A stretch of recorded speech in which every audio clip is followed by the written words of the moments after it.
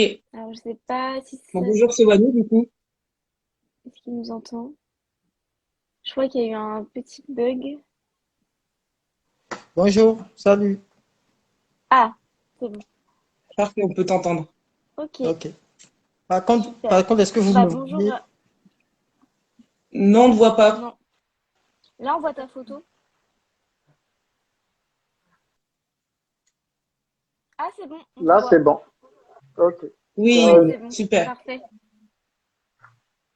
Bon, bah, bonjour à toutes et à Ok. tous. Et puis, bah, bienvenue donc sur le de France Volontaire pour la Semaine mondiale de l'environnement. Donc, je suis Margot, donc assistante de communication chez France Volontaire. Et je suis accompagnée donc de Manon, si tu veux te présenter. Ouais, Manon, je suis Manon Bongo, assistante de projet plaidoyer, pareil, à France Volontaire. Et aujourd'hui, on sera accompagné de Sewanou. Sewanou qui va nous parler un peu de sa mission en tant que volontaire international, du coup, à Lyon, en France. Tu nous raconteras un peu ton expérience en tant que volontaire international. Et surtout, n'hésitez pas à poser vos questions sur le live, au niveau via le chat. Sewanou pourra prendre un plaisir à y répondre et moi aussi. Donc, vas-y, Sylvano, si tu veux commencer par te présenter, présenter ton parcours et ce qui t'a amené à ce que tu fais aujourd'hui. Oui, tout à fait. Bonjour à tous. C'est Wanon Herbert Ebo, ou c'est tout simplement. Voilà, je suis béninois, jeune activiste du développement durable engagé dans la lutte contre le changement climatique et les inégalités sociales. Et voilà, je suis volontaire en service civique international en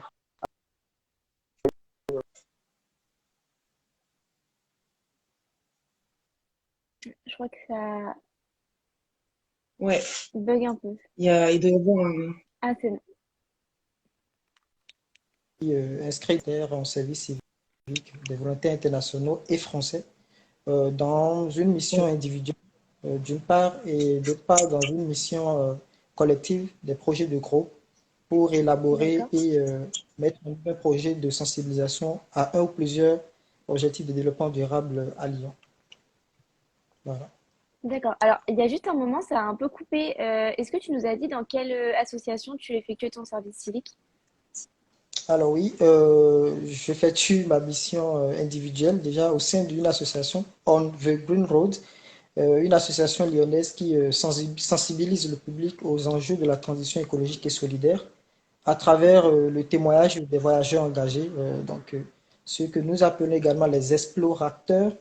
Donc, c'est des porteurs de projets de voyage engagés qui décident de partir à l'autre bout du monde pour aller rencontrer des gens, euh, relever en fait des initiatives écologiques pour les partager avec d'autres publics et voilà, afin de les sensibiliser aux enjeux de la transition écologique.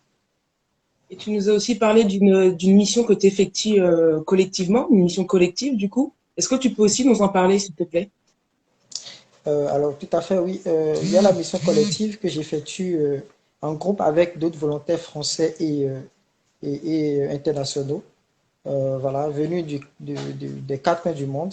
Donc, une Cambodgienne, un Tunisien, euh, une Péruvienne et donc moi, le Béninois. Le projet, en fait, c'est l'idée en fait de ce groupe, c'est de concevoir ensemble, donc dans un contexte totalement multiculturel, un projet de sensibilisation à un ou plusieurs objectifs de développement durable. Et notre Ok. groupe a choisi de travailler essentiellement sur la question de lutte contre le changement climatique, en lien avec Mhm. l'éducation, de la sensibilisation aux enjeux écologiques, à la lutte contre le changement climatique. Mais cette fois, nous avons choisi une cible beaucoup plus jeune, donc c'est des enfants de la tranche d'âge de 8 à 12 ans que nous essayons de mettre en œuvre ici à Lyon. D'accord. Et avec Ah, super du coup, ces intéressant. enfants-là, qu'est-ce que tu fais comme type de sensibilisation avec eux? Comment ça se passe?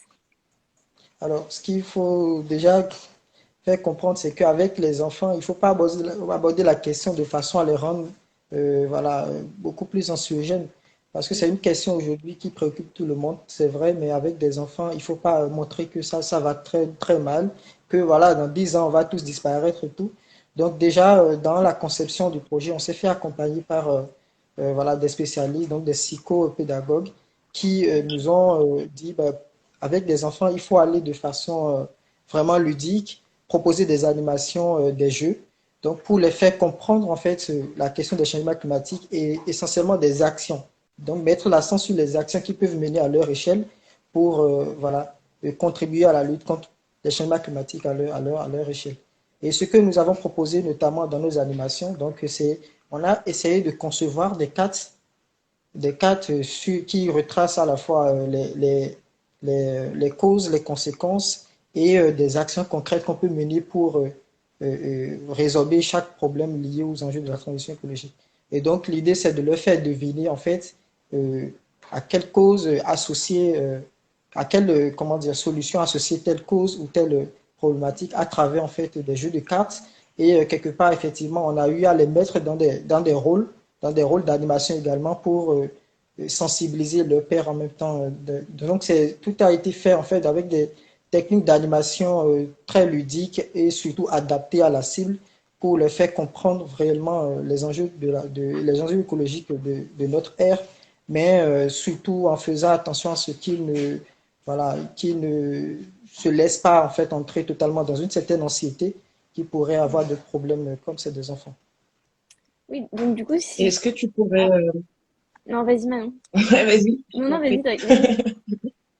Ok, je voulais juste avoir du coup un petit détail, enfin que tu nous en dises un peu plus sur l'équipe avec laquelle tu travailles justement sur ce projet-là, savoir si tu es en appui seul ou enfin je suppose que tu es en appui à une équipe et j'aimerais un peu en savoir un peu plus sur les personnes avec qui tu travailles sur ce projet de sensibilisation.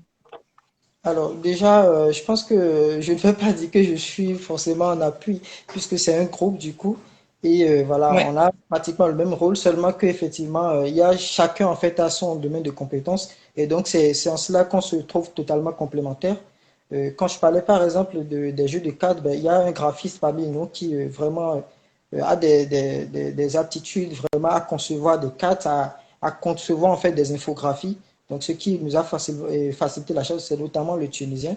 Et de l'autre côté, en fait, il y a quand même parmi nous une volontaire, la Cambodgienne par exemple, qui, elle a fait l'enseignement, donc de la pédagogie, l'enseignement pour des enfants avant de venir ici en France. Et moi, étant déjà très engagé sur les actions de lutte contre les changements climatiques, j'étais déjà animateur des clubs nature, des clubs environnementaux au Bénin. Et je recevais notamment l'appui de la Fédération Connaître et protéger la nature, FCPN, en France, qui voilà, me formait tout petit peu aux techniques d'animation pour enfants.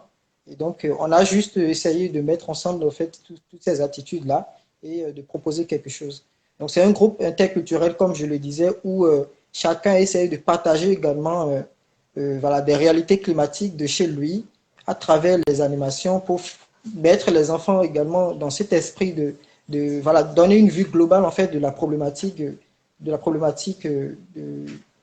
enfin, des changements climatiques, une vue plus globale en fait de la problématique, oui. Et voilà, ça a permis quand même à chacun de montrer que oui, dans son pays, il y a bien des conséquences des changements climatiques et il y a telle action également qui est menée au niveau de chaque pays pour essayer d'apporter des solutions. Et ce qui est intéressant, on n'a pas pris seulement des actions qui sont menées par voilà, des associations, mais des actions qui sont initiées par des enfants et qui, juste c'est surtout dans le but de les inspirer aussi, faire comprendre que oui, des enfants peuvent également agir à leur échelle. Et donc, D'accord. voilà, dans cette optique-là, on s'est fait accompagner notamment par plusieurs associations qui ont bien voulu mettre à disposition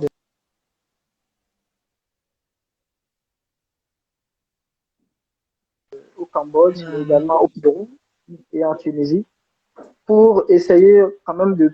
On a profité justement de ce projet-là pour mettre en lien tous ces pays-là, les acteurs qui sont impliqués dans l'éducation au changement climatique sur le projet.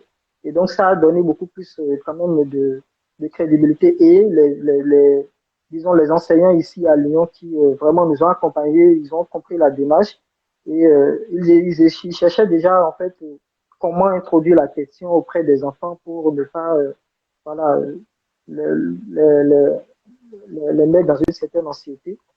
Et donc, on a travaillé avec plusieurs ces écoles également, notamment des cours secondaires qui nous ont appuyés dans la mise en œuvre de ce projet en mettant justement à disposition, que ce soit du matériel, mais les enfants. Donc, voilà. Ok. On a une question de Anaïs pour toi, Sewanou, qui te demande qu'est-ce que travailler avec un groupe multiculturel t'a apporté au niveau professionnel et personnel? Alors, je pense que c'est là toute la richesse en fait du programme. Euh, il y a quand même des expériences déjà de chez moi. Il fallait pas en fait rester dans sa bulle. Il fallait sortir pour aller découvrir d'autres manières de faire. Donc ça, c'est déjà un trait très positif que je peux souligner déjà. Le fait déjà de rencontrer des gens, de voir différentes perceptions et essayer en fait de confronter les idées et d'apporter des solutions ensemble, c'est déjà super. Sur le plan professionnel, forcément, le graphiste a dû me passer quelques techniques désormais pour me permettre voilà, de continuer mon travail et de pouvoir m'en sortir hein, quand je vais me trouver en difficulté. Donc, j'ai appris des techniques, par exemple, de graphisme. Et c'est ça, en fait, la transmission des connaissances, les échanges et partages que nous avons eus. Et notamment, en termes d'interculturalité, c'est le fait de découvrir, en fait, que euh, les réalités ça, se vivent différemment en fonction, en fait, des pays respectifs. Et que selon la culture en fait de l'un ou de l'autre, quand même on a un problème auquel on est confronté aujourd'hui et que chacun à son échelle, selon en fait ses manières de faire et d'agir, essaie d'apporter des solutions. Donc oui, c'est une recherche complètement humaine pour moi, le fait d'apprendre des autres, de, de voir comment est-ce que d'autres jeunes réfléchissent face à des enjeux sociétaux et j'apporte forcément du mien mais également sur le plan professionnel, ben, c'est d'autres techniques de faire, d'autres manières d'agir que j'apprends notamment dans cet échange-là. Et c'est très intéressant, ça j'avoue. C'est une richesse que je tire de cela et je ne doute pas que les autres également puissent tirer quand même quelque chose de moi. C'est très beau en tout cas. Très intéressant Ouais. ce que tu me dis là. Moi j'avais une question. Donc comme là on est sur un live pour la semaine mondiale de l'environnement, donc pour la protection de la planète. Est-ce que tu peux nous en dire un peu plus sur ton engagement au niveau environnemental, peut-être aussi personnel? Qu'est-ce qui t'a poussé à t'engager dans cette direction? Depuis quand tu le fais? Voilà, un peu nous parler de ça. Alors, ce qu'il faut savoir par rapport à mon engagement, déjà depuis les cours secondaires, j'étais quelqu'un d'engagé, notamment sur les questions sociales. Les inégalités sociales, notamment en milieu scolaire et tout.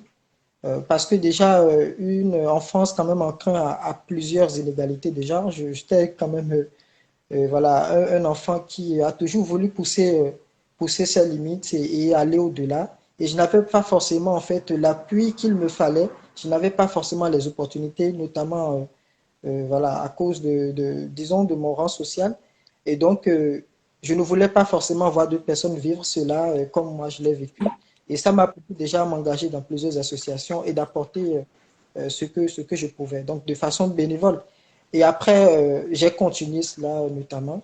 Donc, c'est soit des collectes de dons à l'approche des rentrées où on allait quand même collecter des livres ou des documents pour essayer d'aider en fait ces enfants-là qui ont bien envie d'étudier mais qui n'ont pas forcément les moyens. Donc on faisait ça, donc les fournitures scolaires et tout. Et par la suite, bah, j'ai continué jusqu'à ce que je commence les études universitaires. Et je me suis dit, bah, tu te sens bien dans ton élément. Il y a tellement de problèmes qu'aujourd'hui que si on n'agit pas, eh bien, c'est pas bien pour la communauté. Et donc, c'est comme ça, quand j'ai fini mes études, je tenais à noter que voilà, j'ai fait une licence donc en gestion des ressources humaines et communication. Et quand j'ai fini, j'ai pas voulu me lancer dans une entreprise classique. J'ai voulu me rendre très utile à la communauté et c'est pour ça que je disais tout à l'heure que mon engagement en fait ça vient d'abord de mon propre vécu et par la suite de la sensibilisation dont j'ai bénéficié par rapport à un certain nombre d'enjeux quand j'étais voilà, je suivais encore mon parcours scolaire ou académique. Et donc, mon engagement dans l'activisme climatique a commencé notamment après mes études universitaires et, parallèlement, j'ai fait de la presse Donc, je m'étais, la presse écrite, je m'étais spécialisé dans les questions d'éducation, culture et environnement. Je voyais totalement la relation entre le social dans lequel j'étais impliqué et l'environnement. On voit bien qu'il y a quand même une liaison très claire et je dis, il ne faut pas mettre de côté l'autre parce que si aujourd'hui je mène des actions pour aider sur le plan social, il faut bien qu'on soit encore vivant pour que ces actions continuent. Et aujourd'hui, on sait dans quel état se trouve notre planète et il faut quand même qu'on apporte également des solutions. Donc, je n'ai pas pu rester sensible à ça également. J'ai commencé par m'impliquer également sur le plan environnemental, notamment au sein d'associations qui agissent pour la cause. Et donc, voilà. Et, en qualité, j'étais fraîchement diplômé et j'ai été recruté en tant que chargé de communication et plaidoyer au sein voilà, d'une organisation dont je peux taire le nom je ne sais pas si je peux en parler ou pas, mais je suis libre ou pas? Oui, tu Ok, peux en parler. ok, donc c'est Je vais vous ONG, Jeunesse et Emploi Vert pour une économie verte, qui est une ONG qui agit notamment sur les questions de promotion des emplois verts, la protection de la biodiversité, l'écotourisme, l'économie circulaire. Et voilà, j'étais coordonnateur régional chargé de la communication et du plaidoyer. Et à ce titre, j'ai eu à coordonner plusieurs actions, plusieurs initiatives locales de lutte contre le changement climatique, mais également des actions de plaidoyer et de lobby auprès des dirigeants pour une meilleure intégration des considérations climatiques dans les plans sectoriels stratégiques. Et donc, j'ai continué. Après, je me suis impliqué, voilà, c'est devenu professionnel parce que, voilà, à force d'y mettre de l'engagement, voilà, c'est devenu professionnel. J'ai commencé. Et j'ai commencé par exporter quand même mes idées, quitter le plan national pour aller défendre, représenter la voix des jeunes béninois à plusieurs instances de décision et également à plusieurs programmes d'échange internationaux de jeunesse sur la durabilité. Ok, c'est super intéressant. Ce qui est encore plus intéressant, c'est de voir que tu arrives à mettre une bonne corrélation entre le domaine social, environnemental, ne pas les séparer et justement essayer de rallier les deux et de travailler sur des projets qui permettent de les mettre en commun. On a une question de Manuela dans le chat qui te demande, Sewanou, quelles sont tes perspectives pour le retour et as-tu envie de monter un projet? Alors, déjà, mes perspectives pour le retour, quand je vais rentrer au pays, c'est clair que mon engagement, ça va continuer. Il n'y a pas de doute à cela. C'est un devoir pour moi en tant que citoyen du monde. Donc, je continuerai mon engagement. Et par la suite, je vais continuer également des études parce que j'ai été en arrêt pendant un moment. Donc, je vais reprendre des études, mais cette fois-ci en communication politique et lobbying.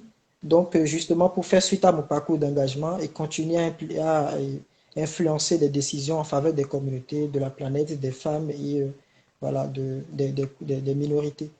Donc oui, mon engagement continue et monter un projet totalement, ouais. Déjà, le projet que j'ai essayé de mettre en œuvre, je tiens à ce que ce projet ne meure pas, qu'il continue de vivre. Donc forcément, on va continuer les actions à distance, notamment avec les autres associés et d'autres jeunes dans ce que nous faisons. Et oui, forcément, des projets de sensibilisation, des actions concrètes de lutte contre le changement climatique et forcément des actions pour essayer de trouver des solutions euh, communautaires forcément vont découler.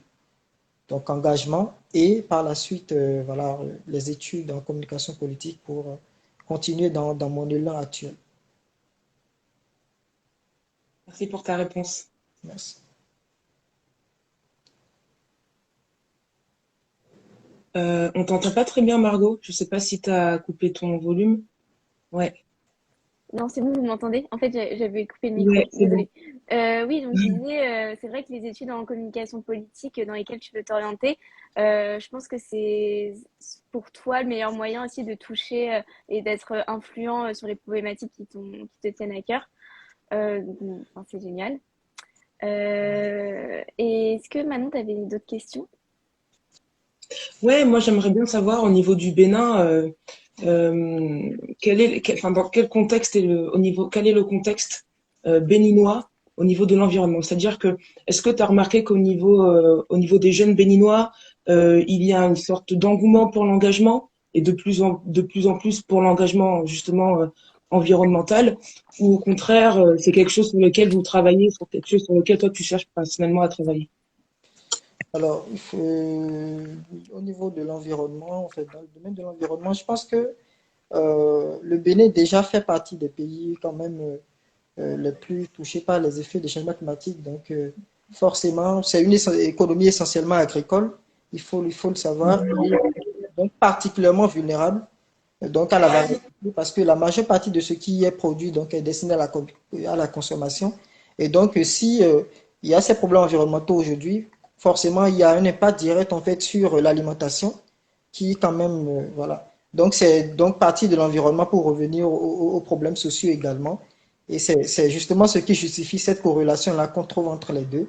Mais je pense que les jeunes béninois prennent conscience de la chose et même les dirigeants également ont conscience de la chose. Seulement que je note forcément que voilà, l'engagement et voilà, la volonté politique commence pas à venir. Elle n'est pas tout à fait là, mais elle commence pas à venir notamment quand dernièrement on note que voilà, il y a des lois qui sont en train d'être votées en faveur de l'environnement aujourd'hui, notamment depuis 2007, grâce aux actions des jeunes béninois sur le terrain, grâce aux actions de lobbying et plaidoyer de la société civile, donc des organisations qui interviennent sur le terrain. Et bien finalement, il y a eu la loi qui interdit aujourd'hui l'utilisation des sachets plastiques, donc c'est déjà une avancée. Mais après, ce que je déplore un tout petit peu après le vote de cette loi, c'est qu'il n'y a pas d'alternative qui soit forcément trouvée. C'est vrai qu'aujourd'hui, il y a les emballages biodégradables et tout, mais à quel point en fait la population béninoise est en mesure de s'en procurer.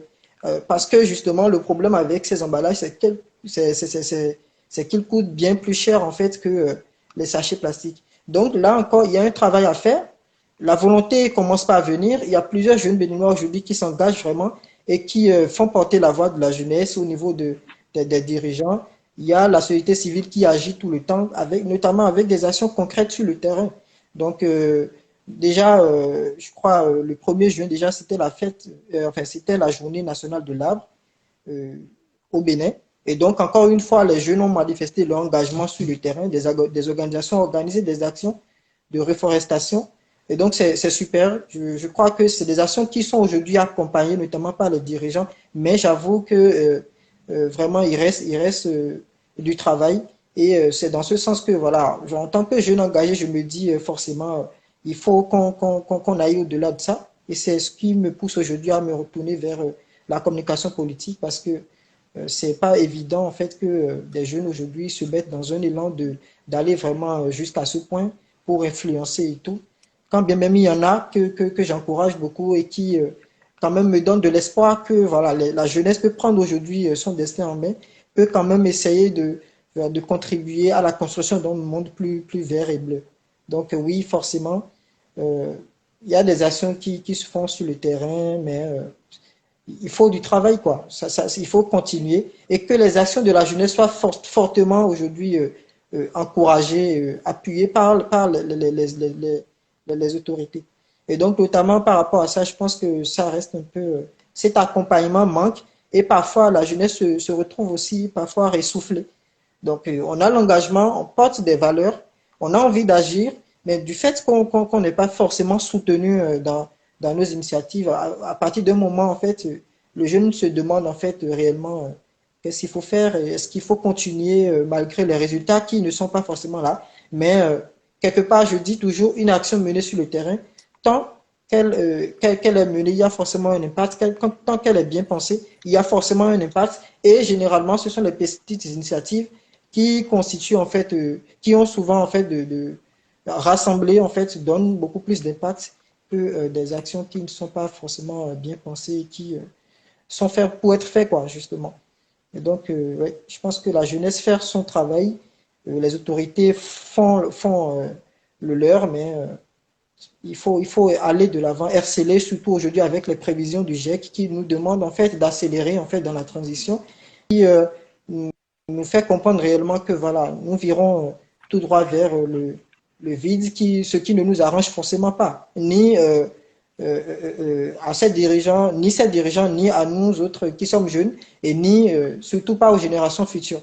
Donc c'est un travail qu'il faut continuer et continuer la sensibilisation pour quand même essayer de changer les mentalités.